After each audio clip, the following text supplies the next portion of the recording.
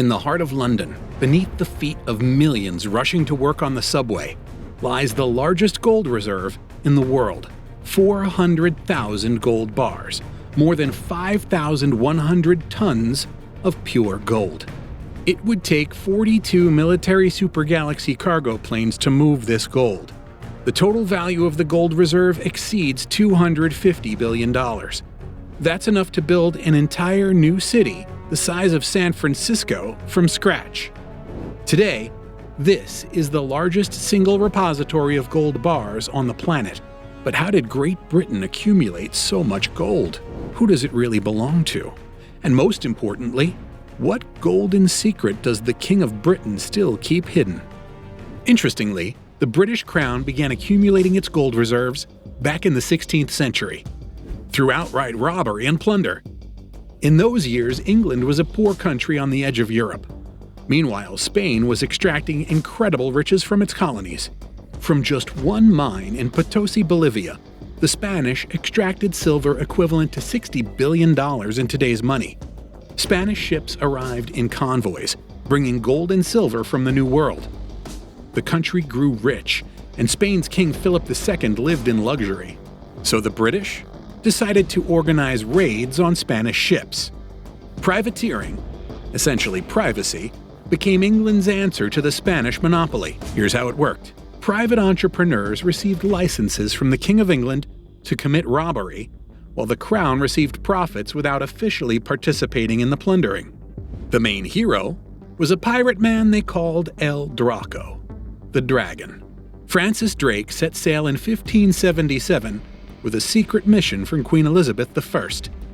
In 1579, off the coast of Ecuador, he captured the Spanish galleon Cacafuego, with cargo worth 140,000 pounds, an astronomical sum for that time. Drake also organized a daring operation. He intercepted a Spanish caravan carrying gold and silver across the Panamanian Isthmus. The haul was so enormous that the pirates couldn't carry it all. They had to bury 15 tons of silver right there in the jungle. But fighting for someone else's gold came with a price. Of 5 ships in the expedition, only one returned, the Golden Hind. But its holds contained so much plunder that investors received 4,700% profit. Spanish King Philip II was so enraged that he placed a bounty of 20,000 ducats on Drake's head, several $1 million in today's equivalent. On April 4, 1581, Elizabeth I boarded the Golden Hind and knighted the pirate Drake. Queen Elizabeth was a clever woman. The plundered gold wasn't spent on luxury. She financed the construction of the British naval fleet. Later, this fleet would defeat the supposedly invincible Spanish Armada in 1588. Privateering raids became history's first state venture capital program, except instead of startups, they financed pirates. Thanks to pirate raids, the Kingdom of England began accumulating gold, and then built a powerful fleet that would eventually help them become the most powerful empire in history. Next, gold flowed into Britain like a river. If privateers were the sword of the empire, then the East India Company became its treasury. Founded in 1600 with a capital of 72,000 pounds, this trading company transformed into a state within a state. At the height of its power, the company controlled an army of 260,000 men, twice the size of Britain's. It minted coins, passed laws, and executed criminals. After the Battle of Plassey in 1757, the company gained the right to collect taxes in Bengal, India's richest province. The managers of the East India Company devised a brilliant mechanism for robbing the local population. First, the company collected taxes from Indians, then used those same funds to buy goods from them for export to Britain. The goods sold in Britain brought huge profits, part of which went to the kings of England in the form of pure gold. After all, they and their court aristocrats personally owned shares in the East India Company and received income from dividends. This was called double exploitation. Indians gave their labor and resources in exchange for their own money. Thus, the Indian economy essentially worked to enrich the British. Over 200 years of colonial rule Wealth equivalent to $45 trillion in today's money was extracted from India, 17 times greater than Britain's current GDP. King James I went down in history as the patron of the most famous English Bible, the King James Bible. This Bible is probably in every American and British household, but it was with his support that the East India Company began transforming into a machine of colonial robbery. The same king, both protector of the Christian faith and patron of outright robbery, all for gold.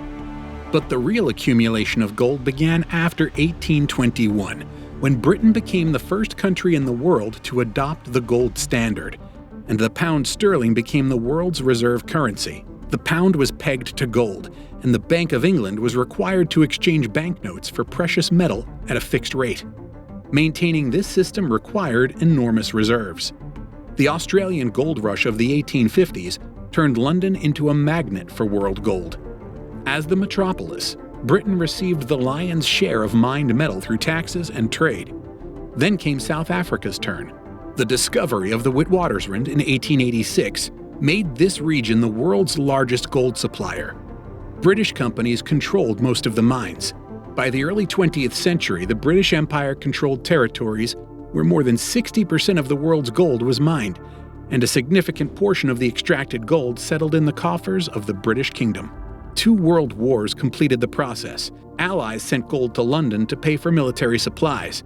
Then Britain confiscated German assets and received reparations. By 1850, the country reached its historic peak. 2,543 tons of gold belonged to the kingdom. But London also became the center of world gold trading. Metal was brought here from all gold-producing countries. Prices were set here. Deals were made here. Starting in 1919, the official world price of gold was determined at the London gold fixing at Rothschild & Sons Bank. The gold standard transformed the Bank of England into the heart of the world financial system. This meant that London became a repository not only for its own gold, but for foreign gold too. Dozens of countries worldwide began bringing their gold to London's vaults for storage and trading. And this is the kingdom's greatest secret, which we'll reveal in just a moment. But first, let's look at how London's gold storage facility works. When there was too much gold, Britain needed to devise a place where all this wealth could be hidden. Not just a warehouse, but a real fortress that would be impossible to penetrate. This is how the modern gold vaults at the Bank of England came to be. Construction began in the 1930s at a depth of 15 meters. This wasn't by chance. Europe was already preparing for a new war, and London understood. If bombing started, the gold had to survive at any cost. Underground, it would be safe even from a direct hit. Picture this: 9 enormous halls located on 2 underground levels. Total area 27,000 square meters. That's like 4 football fields. Each bar weighs 400 troy ounces, 12.4 kilograms, and costs hundreds of thousands of pounds. Gold bars lie on special pallets of 80 pieces each, with a total weight of exactly 1 ton. Pallets can be stacked on top of each other, creating golden walls as high as a 2-story house. The vault doors weigh several tons each. Enormous locks are opened with keys 3 meters long. Even the London Underground had to slightly alter its route. The line makes a bend to go around the gold storage area. Trains pass so close that bank employees sometimes hear their rumble while standing among the gold bars. Millions of people descend into the subway every day, never suspecting that just a few meters beneath their feet lies one of the world's largest collections of gold. Now begins the most paradoxical part of this story. The Bank of England's vaults hold more than 5,100 tons of gold, but Britain owns only 310 tons. This places the country 17th in the world by gold reserve size, less than Italy or France. So where did Britain's own gold go? And who actually owns the gold stored beneath London? In 1950, Britain had 2,543 tons of gold, 8 times more than now. In 1970, during a crisis, the country sold almost half its reserves. Stocks fell from 1,300 to 650 tons. The final blow came from Chancellor Gordon Brown between 1999 and 2002, who sold 401 tons, half the remaining gold, at about $275 per ounce. Today, with an ounce worth over $2,800, this deal is called Brown's bottom. Britain lost more than £20 billion on this operation. Despite having modest reserves of its own, London remains the main repository for foreign gold. Central banks of almost all developed countries keep their treasures in the Bank of England's basement. Why do they trust their gold to the former colonial empire? The reason lies in a unique combination of factors. First, history. In 3 centuries of storage, not a single theft has occurred here. Second, infrastructure and liquidity. Every day in London, gold deals worth about $70 billion are conducted. Most importantly, gold here can be sold instantly. You simply change the owner's record in the computer. No one drags bars through the tunnels. Everything happens quickly and safely. Imagine, 1 bar lies motionless in storage, but on the exchange it can be sold and bought dozens of times a day. Only the computer record of the owner changes. Twice a day, at 10:30 a.m. and 3 o'clock p.m. London time, a ritual takes place that determines gold's value worldwide. This is the establishment of the London Gold Price, or LBMA gold price. This tradition dates back to 1919, when Rothschild Bank first gathered traders around one table to determine a unified gold price. Since then, everything has changed. Technology, scale, participants, but the principle remains. London dictates to the world the value of the planet's main metal. Today, this price becomes a benchmark for everyone, from jewelry boutiques in Dubai to central banks in Asia. Even miners in Africa or Russia sell their metal while looking at figures announced in London. But London's power isn't limited to price alone. It also determines quality standards. London Good Delivery is the world standard for gold bars. Weight, size, purity, even stamps. Everything is strictly regulated. And if a gold bar doesn't meet these rules, selling it on international markets is nearly impossible.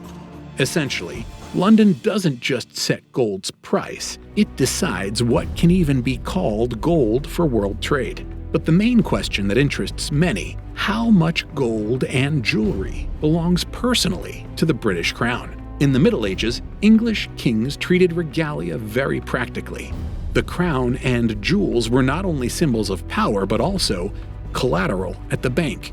When money for war ran short, the monarch would pawn them and later buy them back.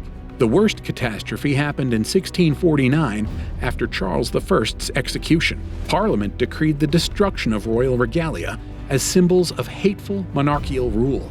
Precious stones were separated and sold individually, while the gold was melted down into Commonwealth of England coins. Thus disappeared centuries of English crown symbolism. Today, the royal collection includes more than 100 items studded with 23,000 stones. The imperial state crown alone contains 2,868 diamonds, 17 sapphires, 11 emeralds, 269 pearls, and 4 rubies. Among them are legends: the 317-carat Cullinan II diamond and the famous Black Prince's ruby. Experts cautiously value the entire collection at £3 to £5 billion, but it has no official price and never will because the British monarchy never intended to put its crown up for sale. Now, let's reveal the kingdom's greatest secret. Of the 5,134 tons of gold in the Bank of England, only 310 belong to Great Britain itself. That's about 6%. No one speaks about this aloud, but in case of global catastrophe or world war, Britain could simply keep all the foreign gold for itself, citing force majeure. 5,134 tons, $250 billion. And what could other countries do? Physically, the gold is located under London, behind tons of concrete, under the control of British intelligence services. Great Britain physically possesses the gold and considers it its reserve in case of global crisis. While the world system works, it's profitable for Britain to play by the rules. But everyone knows, if the rules disappear, gold remains where it physically lies. History already knows precedents of frozen gold assets. In 1940, the Bank of England froze French reserves after France's fall. During the 1956 Suez Crisis, they blocked Egyptian assets. Russian Tsarist gold, stored in British banks after the 1917 revolution, was never returned to the Soviet government. In 2020, the Bank of England refused to return 31 tons of gold worth $1.8 billion to Venezuela, not recognizing Maduro's government as legitimate. In the Bank of England Museum, anyone can touch gold, try to lift a real gold bar. Britain lost the empire on which the sun never set, but it created an empire of trust. Not owning gold, but managing it. Not having the largest reserves, but controlling the rules of the game.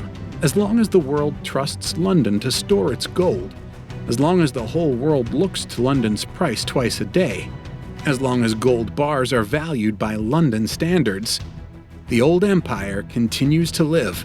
After all, contracts are written in ink, but gold remains where it lies.